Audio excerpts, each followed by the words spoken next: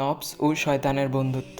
রাত তখন ৩টা বাজে, বাইরে খুব বৃষ্টি হচ্ছে। হঠাৎ ঘুম ভেঙে যায়, খানিকটা অসুস্থতা বোধ হচ্ছিল।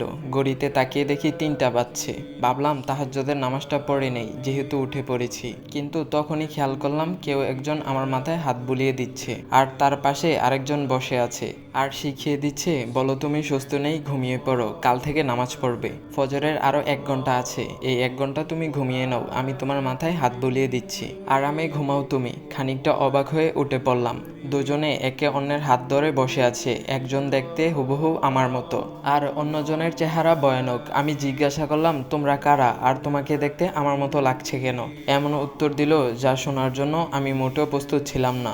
যে আমার মতো দেখতে সে বলল, আমি তোমার নবস আর ও হলো শয়তান। যখন থেকে তোমার বুঝ হয়েছে তখন থেকে আমাদের বন্ধুত্ব। সে শয়তান দূর থেকে বলে দেয় আমাকে কি কি করতে হবে, আর আমি তোমার মধ্য থেকে তা করি। সে আমাকে বলে দেয় তোমাকে গুনাহের মধ্যে লিপ্ত করতে হবে, নামাজের সময় তোমার মধ্যে অলসতা এনে দিতে হবে। সে খারাপ ছাড়া ভালো কিছু করেনি কখনো। আমি আবারও বললাম, তুমি তো আমার নবস, তুমি কেন শয়তানের সাথে মিশবে?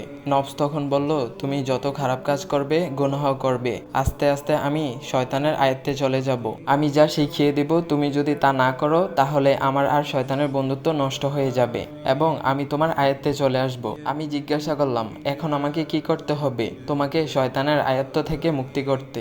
উত্তরে নবস বলল, আমি যা বলি তুমি তাই করবে না। যেমন তুমি নামাজ শেষ করে তাসবিহ পড়বে, কিন্তু আমি বলবো কাজে যাও, রাস্তায় পড়ে নিবে, কিন্তু রাস্তায় যাওয়ার পর আমি পড়ার কথা ভুলিয়ে দেব। আমি নামাজ না পড়ার জন্য তোমাকে নানা বাহানা দেখাবো, এগুলো তুমি শুনবে না। আস্তে আস্তে তুমি আমাকে তোমার আয়ত্তে নিতে পারবে, তখন আমি আর শয়তানের কথা মতো কাজ করব না। তারপর আবারও নবস বলল, ছি, তুমি মানবজাতি হয়েও তোমার নবস শয়তানের হাতে, লজ্জা করে না? বারবার তুমি শয়তানের কাছে হেরে যাও। আসলেই তো নিজের কাছে লজ্জা লাগছে, কিভাবে আমি শয়তানের কাছে হেরে যাচ্ছি।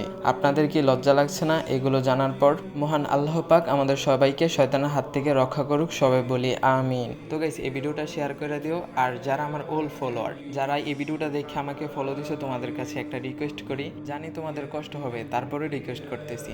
আমার টিকটক অ্যাকাউন্টের বাইরের মধ্যে ইউটিউব চ্যানেলের লিঙ্ক দেওয়া আছে, যদি সম্ভব হয় বাইরের ইউটিউব চ্যানেলটা একটু কষ্ট করে সাবস্ক্রাইব করে দিয়ে আইসো। তো গাইস, এমন ইসলামিক ভিডিও পাওয়ার জন্য বাইরের আইডিটা ফলো করে দিও। নতুন কোনো ইসলামিক ভিডিও আসা পর্যন্ত সবাই ভালো থাকো। আল্লাহ হাফিজ গাইস।